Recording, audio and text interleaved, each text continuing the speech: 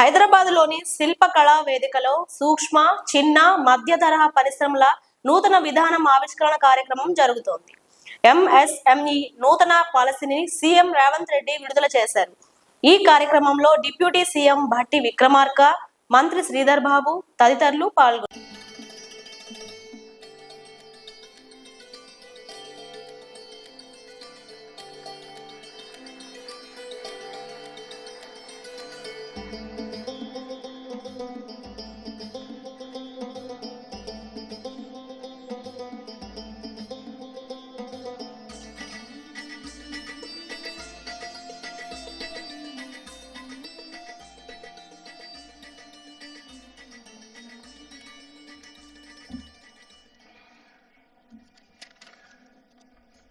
మరిన్ని అప్డేట్స్ కోసం మా ఛానల్ని సబ్స్క్రైబ్ చేయండి.